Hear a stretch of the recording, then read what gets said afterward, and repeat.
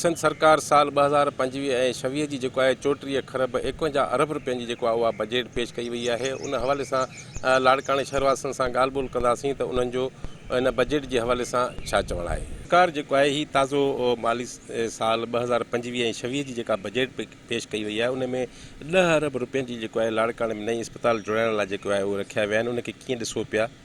जी ॾाढो सुठो अमल आहे, पर अफ़सोस इन ॻाल्हि जो आहे त 10 अरब रुपया तव्हां जेकॾहिं मौजूदा इस्पतालुनि ते लॻायो, जंहिंमें लाड़काणे जूं 4 इस्पतालूं आहिनि, शेख ज़ैद आहे, ॿारनि जी इस्पताल आहे, सिविल इस्पताल आहे, टीचिंग इस्पताल आहे, उते बिस्तरा न आहिनि, उते स्टेशन न आहिनि, मरीज़ खे खणी अचण लाइ के सहूलियतूं कोन्हनि के इन ते विरांडे में जेके आहिनि से मरीज़ सुम्हिया पिया आहिनि, उन्हनि जे ऑपरेशन जे लाइ सामान कोन्हे को, उन्हनि जी मशीनूं ख़राबु लॻी पियूं, एक्सरे प्लांट हिननि जा ख़राबु लॻा पिया आहिनि, अहिड़ी तरह जेके तशख़ीस जूं जेके लेबॉरेटरी टेस्टूं हूंदियूं आहिनि उन्हनि जूं मशीनूं हिननि वटि ख़राबु आहिनि, हिननि वटि पंहिंजा इंजीनियर कोन्हनि, का मशीन ख़राबु थिए थी त लाहौर मां घुराइनि था। इन सूरत में तव्हां जेकॾहिं 10 अरब रुपए जी नई इस्पताल जोड़ियो था त बहितर आहे इहे 10 अरब रुपया इन मौजूदा इस्पतालुनि ते ख़र्च करे इनखे जदीद तरीक़े सां वधायो ऐं अहिड़ी तरह दवाऊं ॾियो ताकी मरीज़ जो है स्टोरनि तो न वठनि, इस्पताल जे अंदरि इहे दवाऊं वठनि। इहे 10 अरब रुपया इन्हनि खे ॾिना वञनि।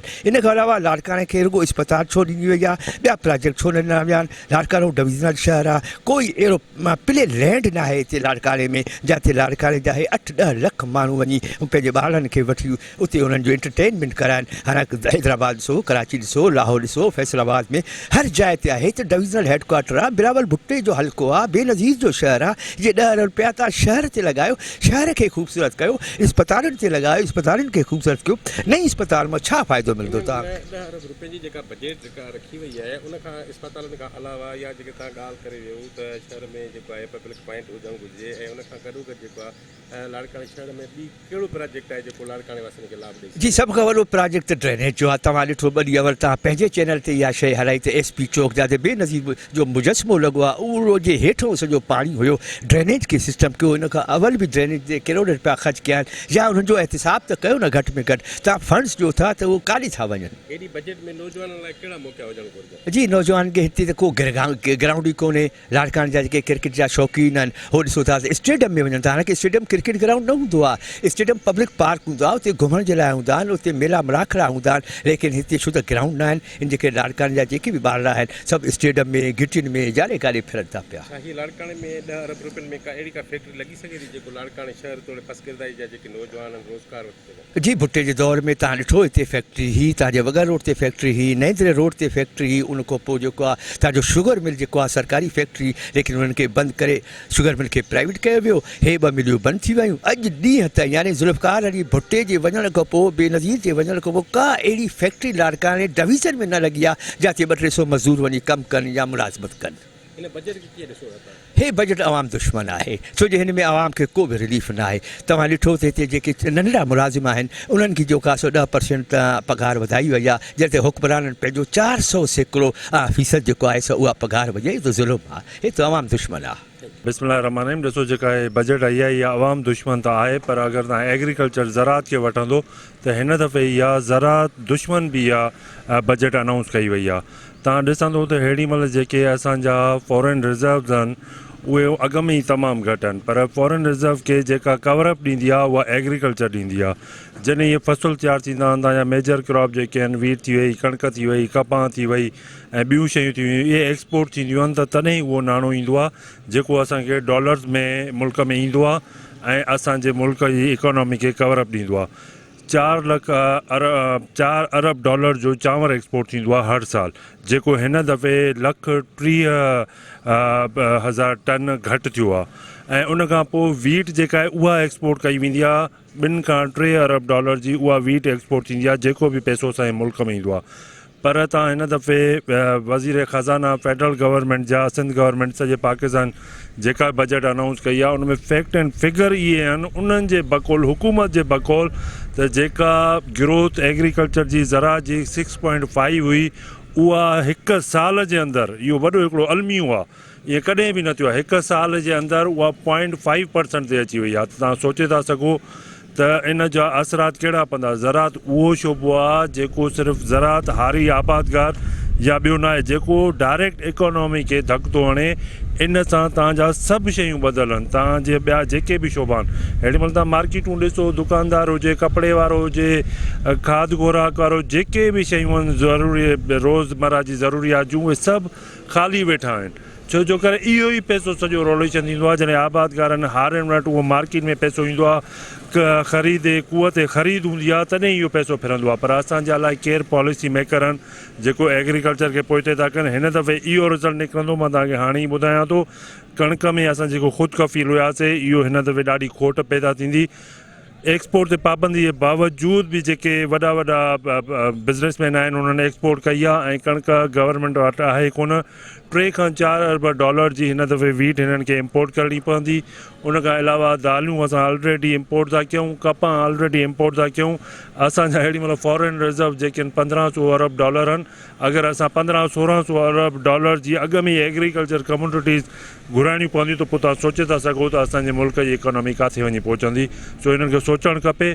कुझु बि इहे कनि, का बि हिन बजट में आम हारी खे, आबादगार आम माण्हू खे रिलीफ न आहे। अगरि हे एग्रीकल्चर खे सपोर्ट ॾियणु खपे या हिननि खे, ऑटोमेटिक आम माण्हू ताईं हुन जो रिलीफ पहुचे आहे। जेको हीअ नाक़िस कारकर्दगी जे करे अलाए केरु हिननि जा इहे प्लैनिंग ठाहिनि था, ॾाढो हिननि जो ख़राबु इम्पैक्ट पवंदो।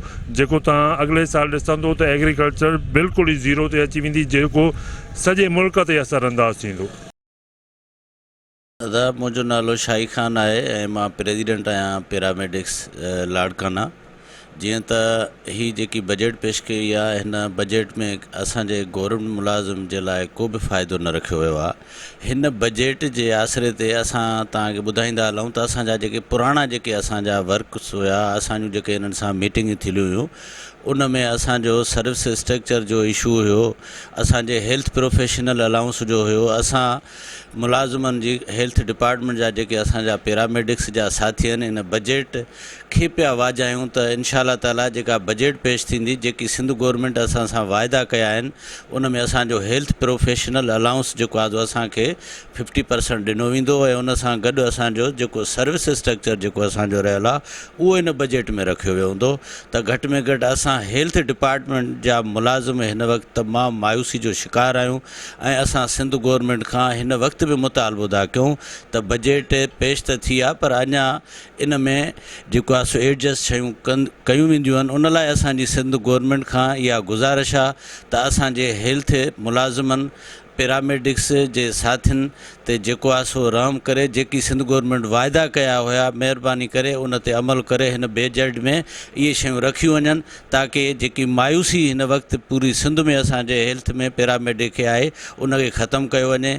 ज़ाहिर आहे जिन त ॿी सूरत में उन खां पोइ असां वरी मुसलसल पूरी सिंध जा साथी एहतिजाज में वेंदासीं। इहो चवणु ग़लति न हूंदो त हिन साल जेका बजट आई आहे, हुकूमत पंहिंजे लाइ खीर जूं नदियूं ऐं माखीअ जूं नदियूं वाहे छॾियूं आहिनि ऐं अवाम जे लाइ कुझु बि न कयो आहे। ऐं इन में इहो चवंदुमि मां ज़रूरु त एग्रीकल्चर सेक्टर खे त बिल्कुलु कोई बि फ़ाइदो न ॾिनो वियो आहे। जेको हिन जी रीढ़ जी हड्डी आहे, जेको हिन वक़्तु एग्रीकल्चर तव्हां 2 सालनि खां ॾिसो त उनजी हालति छा थी वई आहे, उनखे उनजा ॾाढा लॉसिस थी विया आहिनि। हिन दफ़े जेको बिलियंस में माना लॉसिस ॿुधाया विया आहिनि, कणिक में, सारियुनि में, चांवरनि में ऐं तव्हांजो कमंद में, फसलनि में बिलियंस में लॉसिस ॿुधाया विया आहिनि हारियुनि जा।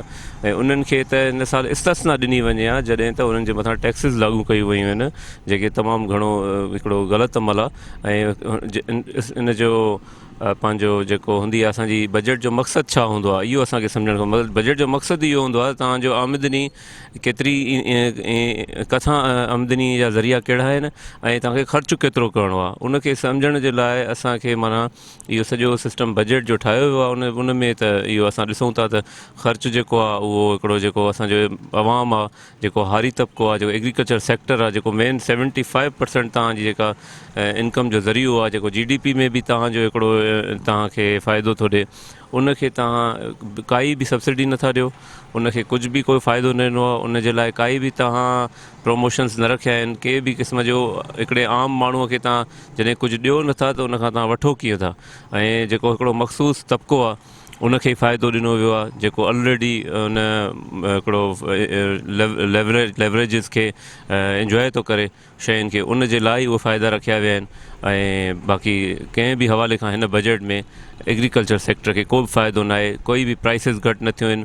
तव्हां DAP ॾिसो, यूरिया ॾिसो, ॿिया भाण ॾिसो, उहे उते ई प्राइसिस आहिनि, बल्कि हाणे असांखे ख़बर पई आहे अञा वधंदा उहे प्राइसिस।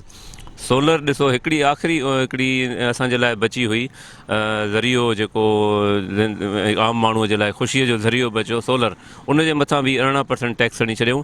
ऐं हिते हिकिड़ो सिस्टम त आहे ई न, तव्हां पाण ॾिसो अञा 18% टैक्स लागू थी आहे, अञा सिर्फ़ु TV ते आई आहे ॻाल्हि, हेॾां दुकानदारनि रेट वधाए छॾिया आहिनि।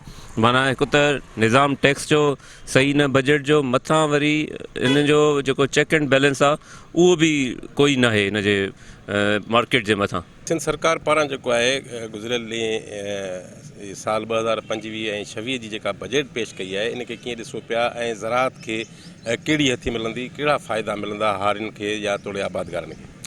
बिस्मिल्लाहिर्रहमानिर्रहीम।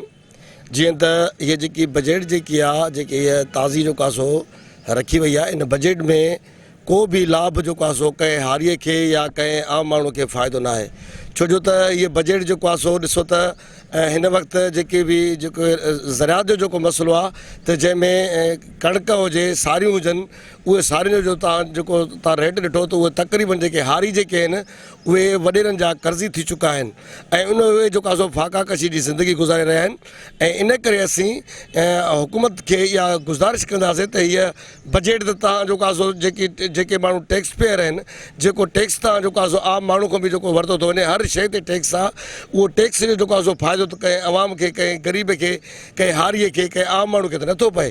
हीअ जेको आहे सो तव्हां ॾिसो त हीअ जेकी बजट जेकी उहा सिर्फ़ु जेके वॾा जेके जीअं मिनिस्टर हुजनि, जेके MNA MPA हुजनि, या जेका सो स्पीकर हुजनि या सेनेट चेयरमैन हुजनि, उन्हनि खे ई जेको आहे सो उन्हनि जी जेको आहे सो बजट जेको आहे सो मथे रखी वई आहे। आम माण्हू जी 12 जेको आहे सो इहा परसेंटेज छा आहे इन में, त जेको आहे सो तव्हां ॾिसंदो त हिकिड़ो आम जेको माण्हू आहे, जंहिंजी जेको आहे सो तक़रीबन बिल जेको आहे सो गैस जो बिल केतिरो आहे, बिजली जो बिल केतिरो आहे, ऐं ज़राअत जो जेको माण्हू आहे उहो तबाह थी चुको आहे ऐं ज़राअत तबाह थियल आहे। हाणे जे अघनि में या जेके उन में ज़हरीली दवाऊं आहिनि ज़राअत जो, उन में को रिलीफ मिलियो आहे हारी तोड़े आबादगारनि में? हिन वक़्तु त जेको आहे सो तव्हांजे नज़र में, असांजे नज़र में इहो ई आहे त जेको भाण आहे उहो जेको आहे सो ईअं बि बीणो कयो वियो आहे ऐं जेको आहे सो उन में जेके बि फील्ड जेकी आहे उन में जेकी विधी थी वञे ऐं जेको बि उन में जेको फीड जेकी ॾिनी थी वञे, उन में एतिरे हिसाब सां महांगी उहा शइ लॻी पई आहे जो उहो जेको ज़राअत जो जेको हारी आहे उहो पूरा नथो करे, उहो फाका कशी जी ज़िंदगी में उहो ख़ुदकशी ते वञी मजबूर आहे।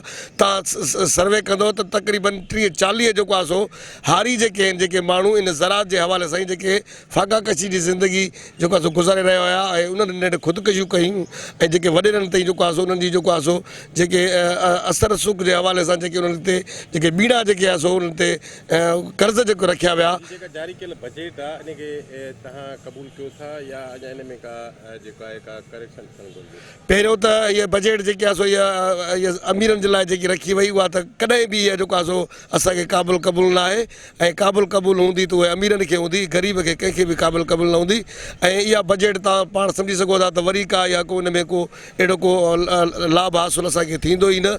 ऐं इन करे ई असीं इहो जेको आम माण्हू आहे ऐं जेको आम जेको हिकिड़ो जेको ज़राअत जो जेको माण्हू आहे, उहो एतिजाज जेको सवाइ को बि इन जो हल न आहे। छो त इन्हनि खे निशानदगी कयूं ऐं निशानदगी कंदासीं त अॻियूं जेके बजट ईंदियूं जेको उन्हनि में असांखे लाभ जेको आहे हासिलु थींदो। महिरबानी। हीअ जेको ताज़ो साल 2025-26 जी जेका हीअ सिंध सरकार पारां बजट पेश कई वई आहे, जंहिंमें लाड़काणे जी नई इस्पताल लाइ जेको आहे 10 अरब रुपया रखिया विया आहिनि, छा इहो फ़ैसिलो तव्हांखे कीअं लॻे पियो? लाड़काणे वासियुनि लाइ हॉस्पिटलूं पहिरियां आहिनि, उन्हनि खे बहितर कनि। ऐं मुंहिंजी जेका मां पहिरीं ॻाल्हि कयमि त इन 10 अरब रुपयनि जी जॻह ते का फैक्ट्री वारी ॻाल्हि त माण्हू खे रोज़गार मिले। हे अध खां वधीक असांजा नौजवान नशे जा आदी थी विया आहिनि ऐं साइको थी विया आहिनि बेरोज़गारीअ जे करे। त जेकॾहिं माण्हू खे ऐं ॿियो लाड़काणे अंदरि जीअं तव्हां ॾिसो त कंहिं बि शइ ते नज़रसानी कोन्हे, केमिकल जो चांहि थो हले, 2 नंबर बोतलूं थियूं हलनि, खाइण पीअण शयूं 2 नंबर थियूं हलनि, त हुकूमत जी का बि तवजह न आहे, का बि नज़र न आहे। इन सभिनी खां का रुश्वत था वठनि, पैसा था वठनि। इहे ऑफिसर पंहिंजे घरनि में आराम आहिनि। 10 अरब जेके हॉस्पिटल रखिया आहिनि, इहे कंहिं माण्हू खे रोज़गार जे हिसाब सां का फैक्ट्री हणनि हा त जीअं माण्हू खे 20, 30, 40 हज़ार माण्हू रोज़गार सां लॻनि हा, ॾाढो बहितर थी वञे। हक़ीक़त हिन हाल जी जे ज़ाहिर करियां ज़री लॻे माठ मिरुनि खे डूंगर पवन दरी वञनि वण बरी ओभर उभरे की न की। अदा ही त 32 अरब जी ऐं कुझु 32 खरब जी ऐं कुझु अरबनि जी बजट पेश कई अथऊं, पर जे सिंध हुकूमत 32 पदम जी बि कंदी न त सिंधी माण्हूअ खे, सिंधी मुलाज़िमनि खे, गवर्नमेंट सिंध हुकूमत जे मुलाज़िमनि खे को रिलीफ न मिलंदो, को फ़ाइदो न पवंदो। छो जो ही अंगनि अखरनि जी हेरा फेरी हूंदी आहे, बाक़ी कुझु न हूंदो आहे। अञा बि मुलाज़िमनि खे, ग़रीबनि खे, मज़दूरनि खे निपोड़े वेंदो आहे, निचोड़े वेंदो आहे। उन जो मिसाल तव्हांखे ॿुधायां त ख़ासि करे सिंध हुकूमत असांजे वफ़ाक़ में डिस्पैरिटी हिकिड़ो अलाउंस थींदो आहे, उहो वफ़ाक़ बि खणंदो आहे, 3 सूबा बि खणंदा आहिनि, पर सिंध हुकूमत उहो असांजे सिंधी मुलाज़िमनि खे, सिंध जे कंहिं बि एम्प्लॉई खे नाहे मिलंदो। इहा हिननि जी असांजे ख़ासि करे सिंध जे मथां महिरबानी आहे। वरी जे तव्हां अचे ग़रीबनि जे ॾिसंदो, ग़रीबनि जो हाल त इहो आहे त रोज़गार कोन्हे, बेरोज़गारी वधीक आहे, गुरबत जो आलम आहे, महांगाईअ जो दौरु आहे, इस्पतालनि जी पोज़ीशन तव्हांजे अॻियां आहे, स्कूलनि जी तव्हांजे अॻियां आहे, लॉ ऐं ऑर्डर तव्हांजे अॻियां आहे। तव्हां त साफ़ ई बिरादरी आहियो, तव्हांखे त सलाम आहे मुंहिंजी तरफ़ां। तव्हां इन्हनि इशुनि खे हाईलाइट था कयो, पर हिननि जे मुंहिंजे पंहिंजे तजुर्बे ऐं पंहिंजो ॾिसण मुताबिक़ त कन ते जूअ बि न चुरंदी आहे। तव्हां लाड़काणे जे इशूअ खां वठी जेकंबाद, कचमोर, कंदकोट ॾिसो, नंढड़ा ॿार चोथों ॾींहुं आहे, धरणो लॻो पियो आहे, ॿार वापसि न थिया आहिनि। हितां जा जेके कचे में हुननि हिकिड़नि अगवा कया आहिनि, अगवा भराए ताइवान, उहे माण्हू उन्हनि खे मारे, आख़िर उन्हनि वीचारनि ग़रीबनि खे एम्बुलेंस लाइ पैसा कोन्हनि जो उहो वञी पंहिंजो लाश वसूल करे उतां जा खणी वञनि। अॻ में तव्हांखे रखंदा अहिड़ो दॿो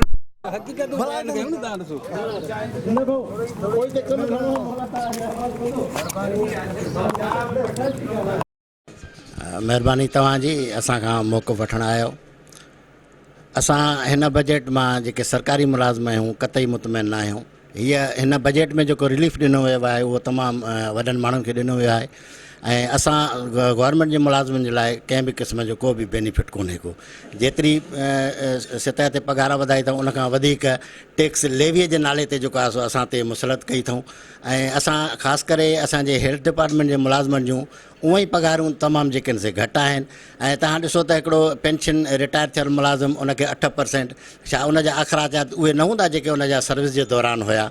इन जे करे असां गवर्नमेंट सिंध खां अपील कंदासीं त महिरबानी करे इन पंहिंजे बजट ते नज़रसानी करे थोरो ग़रीबनि खे जेको आहे रिलीफ ॾियनि। पंजाब में त वॾा दावा कयूं त हिन बजट जे ख़िलाफ़ु असां एहतिजाज में वेंदासीं, घटि में घटि मुलाज़िमनि जी 50% जेका आहे पघार वधाई वञे।